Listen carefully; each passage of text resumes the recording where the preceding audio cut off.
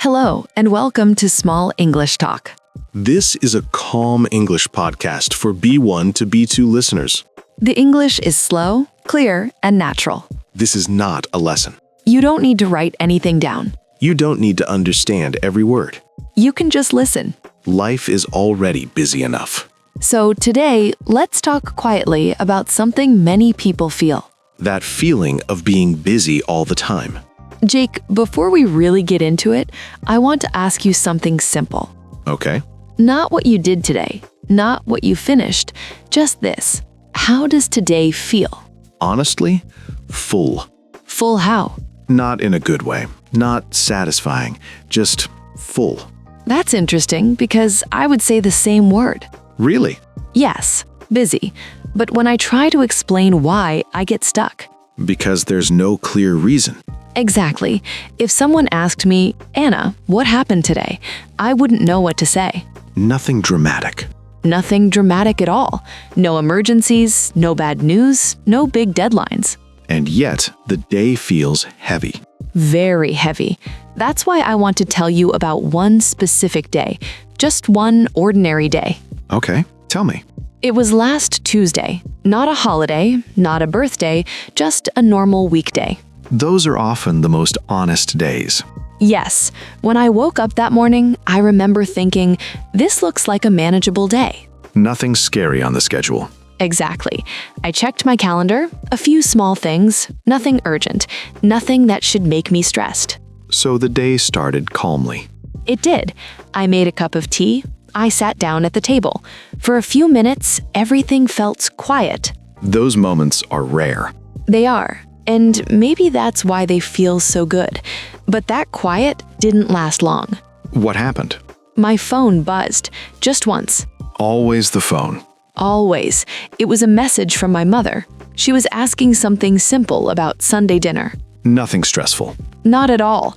I answered her quickly. It took maybe 20 seconds. But the door was already open. Yes. After that, I checked another app without thinking. Then another notification appeared. Then an email. Let me guess, not an important email. Not important at all. Just a newsletter. A sale at a clothing store. Did you need clothes? No, I didn't need anything, but I opened it anyway. Of course. I scrolled for a bit. I looked at pictures. I thought, that looks nice. 3 minutes passed. And in those 3 minutes, your attention moved again. Exactly. Because while I was looking at the clothes, another thought appeared. Oh, I forgot to call the dentist. So you left the email. Yes, I opened my calendar to check my appointment. And saw something else. Yes, a reminder about a bill. Not urgent, but there. Then my friend sent me a short video. One small thing after another. That's the key. Each thing was tiny. None of them mattered on their own, but my mind kept jumping. So the day never really started. Exactly. It felt like I was constantly reacting instead of choosing. That's exhausting. It is. And the strange thing is, at that point, it was still morning. You were already tired. Yes, not physically, mentally. That tiredness is hard to explain to people. It is, because if someone asked me, Anna, what did you do this morning? I could list many small things, but none of them felt meaningful. So lunchtime arrived. Yes, and by lunchtime, my head felt full, like there was no space left. What did you do then? I ate, but I didn't really enjoy it. I kept checking my phone between bites. I kept thinking about what I should do next. So even eating didn't feel like a break. No. It felt like another moment to manage. That sounds familiar. After lunch, I tried to focus. I told myself, okay, now I'll really start. And? I sat down, I opened my laptop. I looked at the screen. And your mind? Still running, still jumping. I answered one message, then another appeared. Then I remembered something else I hadn't done. So nothing stayed finished. Exactly. By 3 o'clock, I felt like I was drowning. That word again. Yes, drowning, because I was surrounded by small things and they were all asking for attention. And there was no big reason for it. That's what made me angry with myself. I kept thinking, why are you so stressed? Nothing is wrong. That kind of self-talk makes it worse. It does, because instead of resting, you start blaming yourself. So how did the day end? By the evening, I was exhausted. I felt like I had worked all day at something very difficult. But when you looked back, I hadn't finished anything important. My to-do list still looked almost the same. that empty tiredness. Yes, busy but not productive, tired but not satisfied. And that's when something clicked. Yes, I realized the problem wasn't my work, it wasn't my ability, it was the constant noise. The constant switching. Exactly. I wasn't living the day, I was managing it. Managing tiny tasks. All day long, and I was a very tired manager. I think many people listening will recognize themselves in that. I think so too, and that's why this topic matters. When you were telling that story, Anna, I kept thinking this isn't just her Tuesday. I had a feeling. Because my days feel different on the outside, but inside, the feeling is very similar. Tell me about one of them. Okay, I'll tell you about a Thursday. Again, nothing special. Those are the dangerous ones. Exactly. I woke up without an alarm. That already sounds like a good start, right? Yes, it sounds calm. It should have been. I didn't rush out of bed. I lay there for a minute thinking about the day. And? And the first thing I noticed wasn't a feeling, it was a list. In your head. Always in my head, not written, just floating there. What kind of things? Emails I hadn't answered yet, a form I needed to fill out, a few things I told myself I would do quickly. That word again. Yes. But small doesn't mean light. Exactly. Because once I started the day, the list didn't get shorter. It got longer. How? I sat down with my coffee and opened my laptop. I thought, I'll answer one email first. Just one. Just one. But while answering it, I noticed another one I forgot about. Then a message came in.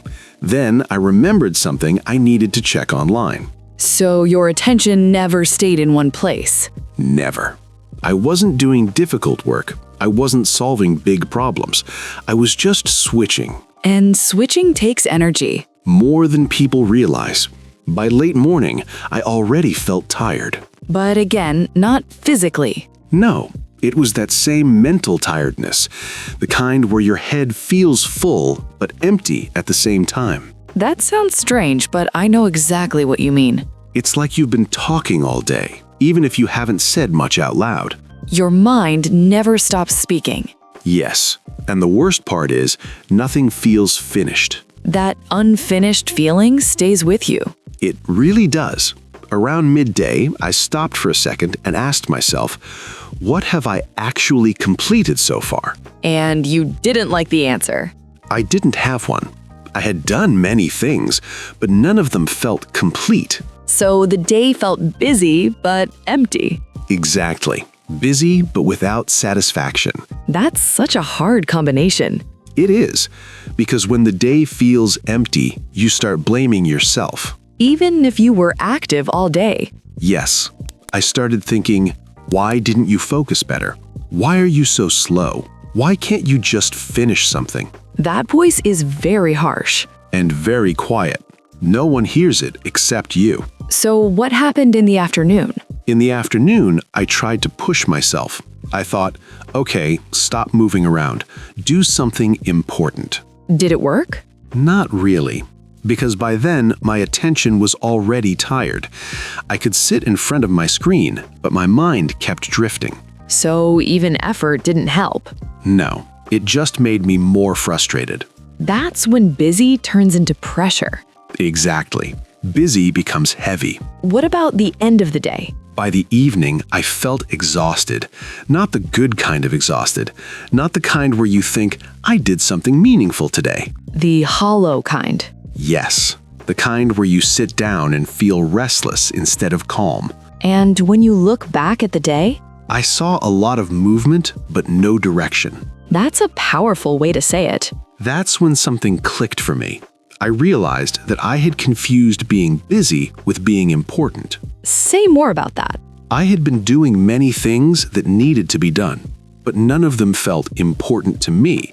They didn't connect to anything meaningful. So the day was full of tasks, but empty of purpose. Yes. And when days like that repeat, the tiredness grows. Because there's no sense of progress.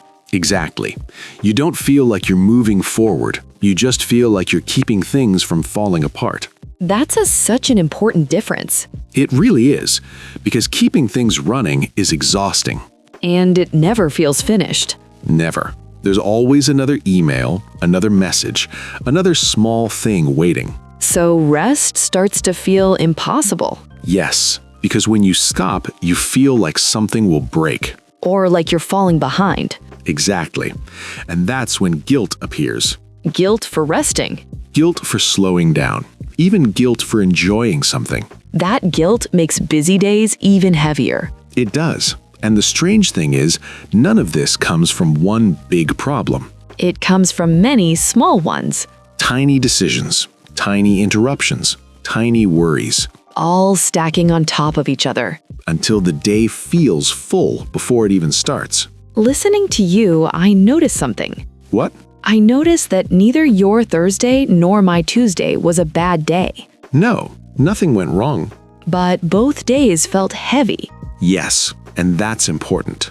Because it means the feeling isn't about failure. It's about how modern days are built. Too many small things asking for attention. Too little space to finish one thought before starting another. No wonder people say they feel busy all the time. And no wonder they feel tired without knowing why. That realization alone changes how I see those days. Me too. Instead of asking, what's wrong with me? I start asking, what kind of day did I just live? That question feels much kinder. And much more honest. Listening to both our stories, I feel something shifting. In what way? I feel the feeling of being busy doesn't feel so personal anymore. I feel that too. It's like the weight moves off your shoulders a little. Yes, before the feeling came with blame. I thought I should be handling this better. Same. I thought it meant I was unorganized or unfocused. Or weak. Exactly. But now it feels different. Now it feels like a response to the world we're living in. A world that never really stops asking. Never stops interrupting.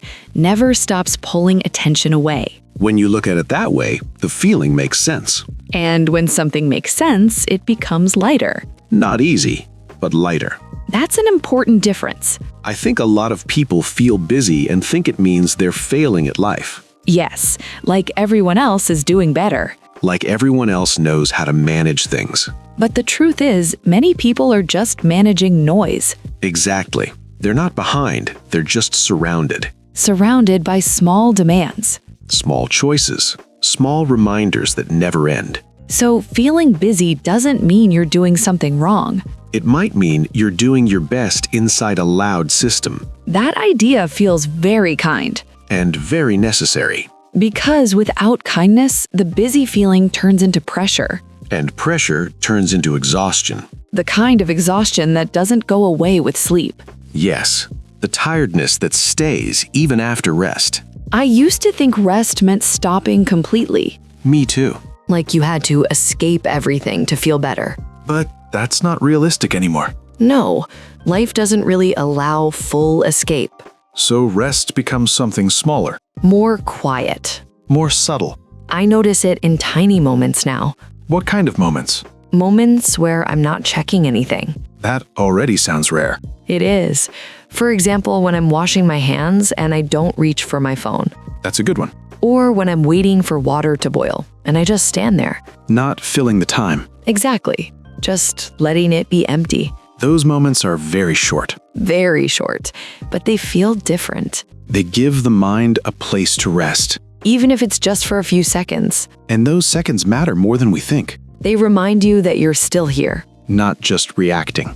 Actually existing in the moment. I've noticed something similar. Tell me. For me, it happens when I walk somewhere without listening to anything. No music? No music, no podcast, just walking. That's brave. It feels strange at first, almost uncomfortable. Because silence feels unfamiliar now. Exactly. But after a few minutes, something slows down inside. Your thoughts? Yes, they stop racing each other. That sounds like relief. It is. Not a big relief, a quiet one. I think that's the kind of relief people need more now. Not big changes, not dramatic solutions. Just small spaces. Small pauses inside the day. And I think this connects to English, too. I was thinking the same thing. A lot of people tell me they want to improve their English. But they feel too busy, Too tired. too distracted. They think learning English needs full focus and energy. And when they don't have that, they feel guilty. They say, I should be practicing more. I should be studying harder. But English doesn't always need effort. Sometimes it just needs presence. Listening. Hearing the language around you. Letting it exist in your life without pressure. That's why conversations like this matter. Because you're not studying. You're not testing yourself. You're just listening to real people talk. And that still builds something inside, Even if you don't notice it immediately. especially on busy days. Busy days need gentle learning, not heavy learning. That's a very important point. Because when life is loud, adding more pressure doesn't help. It just makes the noise louder. So if someone is listening right now and feels busy, That's okay. if they feel tired without knowing why, That makes sense. they don't need to fix their life tonight. They don't need to make big plans. They don't need to become better versions of themselves. They just need to breathe inside the moment they're in. And listening right now is already part of that. Yes, listening is not doing nothing. It's being present, And presence is rare. which makes it valuable. I want to ask the listener something.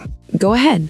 When do you feel most busy? Is it the morning when the day hasn't started yet? Is it at night when everything slows down? Or is it in between things? When you move from one task to another? You don't need to answer out loud. You don't need to decide anything. Just notice the question. And let it sit, Sometimes noticing is enough to change how something feels. because it gives the feeling a name. And named feelings are easier to carry. As we come to the end of this conversation, I feel calmer, Me too.